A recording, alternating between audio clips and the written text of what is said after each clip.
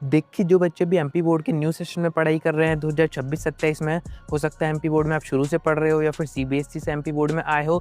अब आप चाहे 9th में हो, 10th में हो, 11th में हो या फिर 12th में हो, एमपी बोर्ड की तरफ से काफ़ी इंपॉर्टेंट नोटिस जारी किया गया है, जिस पर अगर आप ध्यान नहीं देते हैं, हो सकता है छोटी सी मिस्टेक की वजह से आप अपने बोर्ड एग्जामिनेशन ना दे पाएँ। जो बच्चे 9th में हैं, वो आगे 10th बोर्ड एग्जामिनेशन का फॉर्म ही ना भर पाएँ नेक्स्ट ईयर। इंपॉर्टेंट काफ़ी सारी चीज़ें नोटिस में आपको बताई जा रही हैं। क्या चीज़ें हैं, क्या आपको ध्यान रखना है, सब कुछ बताता हूँ। वीडियो में एंड तक बने रहिए। नए हैं तो सब्सक्राइब ज़रूर से कर दीजिएगा, नोटिफिकेशन आइकन ऑन करके रखिएगा। एमपी बोर्ड की सारी अपडेट्स आप तक टाइम पर पहुंच जाएंगी। अब देखिए, 5 अगस्त को एमपी बोर्ड की तरफ से नोटिस जारी किया गया है। डेट आप ऊपर देख सकते हैं।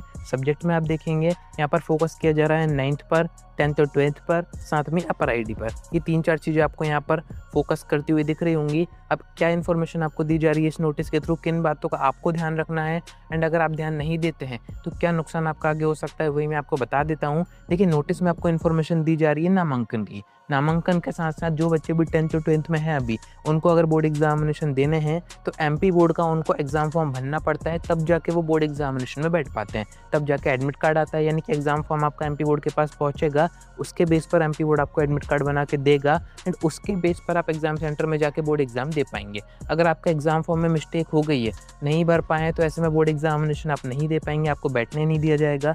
पूरा सेशन आपका ख़राब हो सकता है। पूरे सेशन आप पढ़ाई करेंगे, तैयारी करेंगे, बट एट दी एंड अगर कोई आपसे कहे कि आपका फॉर्म ठीक से भरा ही नहीं था, एडमिट कार्ड नहीं आया है, तो ऐसे में काफ़ी बड़ा नुकसान आपका आगे हो सकता है।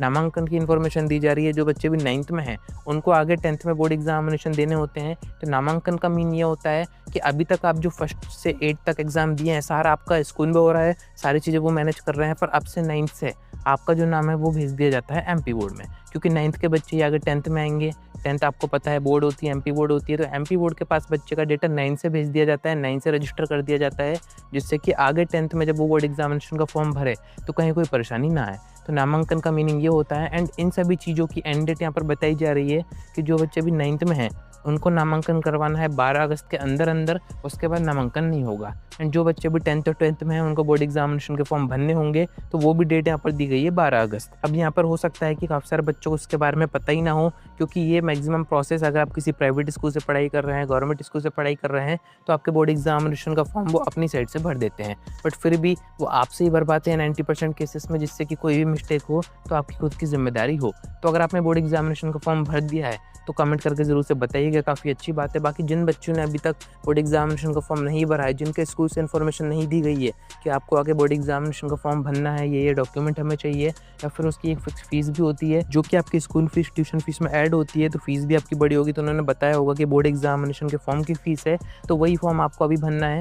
जिनने भर दिया अच्छी बात है, जिन्होंने नहीं भरा या फिर जिनके स्कूल से इन्फॉर्मेशन अभी तक नहीं दी गई है, तो आपको अपने साइड से टीचर से पूछना है कि हमारे बोर्ड एग्जामिनेशन फॉर्म का क्या हुआ, क्योंकि 12 अगस्त के बाद आप कुछ भी नहीं कर पाएंगे। हो सकता है डेट एक्सटेंड हो जाए, पर उसके भरोसे मत बैठिएगा। तो बोर्ड एग्जामिनेशन का फॉर्म आपको भर देना है। जिनका नामांकन नहीं हुआ है, जिन्होंने 9th में न्यू एडमिशन करवाया है, या फिर जो पुराने बच्चे हैं, वो यहाँ पर नामांकन, उनका भी एक फॉर्म भराता है, बोर्ड एग्जामिनेशन में जाता है, तो आपको ये दोनों प्रोसेस खत्म कर देनी है। अब अपर आईडी पर यहाँ पर फोकस किया जा रहा है, तो नीचे कुछ पॉइंट्स में आपको इन्फॉर्मेशन दी गई है कि जिन बच्चों को भी बोर्ड एग्जामिनेशन का फॉर्म भरना है तो अपर आईडी मस्ट है। अब अपर आईडी क्या होता है, तो ये एक ऐसी आईडी है जिसमें कि आपका एजुकेशन का सारा बैकग्राउंड रहेगा, सारे डॉक्यूमेंट इसी में रहेंगे, आप कहीं से भी एक्सेस कर सकते हैं। एंड ये मस्ट हो गई है, किसी भी एजुकेशन एग्ज़ाम का फॉर्म भरेंगे तो यहाँ पर अपर आईडी मस्ट हो गई है। एंड ये आप 5 से 10 मिनट में बना सकते हैं, या फिर किसी एमपी ऑनलाइन से बनवा सकते हैं, इतनी कोई बड़ी बात नहीं है, पर उसके बिना बोर्ड एग्जामिनेशन का फॉर्म नहीं भराएंगे। नीचे के पॉइंट्स में आपको यही इन्फॉर्मेशन दी जा रही है कि किसी बच्चे की अगर अपर आईडी की वजह से बोर्ड एग्जामिनेशन का फॉर्म भरने में देरी होती है, नहीं भर पाता है, तो ऐसे में वहाँ का जो डीईओ यानी कि डिस्ट्रिक्ट एजुकेशन ऑफिसर है, उसकी जिम्मेदारी रहेगी कि बच्चे का फॉर्म क्यों नहीं भरा। एंड उस वजह से देरी ना हो, इस कारण से अभी बच्चों से अपने अपर आईडी के डॉक्यूमेंट्स मांगे, उनकी अपर आईडी बनवाएं, उसके बाद उनके बोर्ड एग्जामिनेशन का फॉर्म टाइम पर भर दें। यही कुछ इन्फॉर्मेशन नीचे आपको दी जा रही है। 9th का मैंने आपको बता ही दिया है, 10th और 12th का मैंने बोर्ड एग्जामिनेशन का फॉर्म का आपको बता ही दिया है। तो इस नोटिस का यही मीनिंग है। बाकी ऐसे काफ़ी सारे नोटिस एमपी बोर्ड देता रहता है, तो वो सब मैं आपको आगे बताता रहूँगा ताकि सारी इन्फॉर्मेशन आप तक रहे।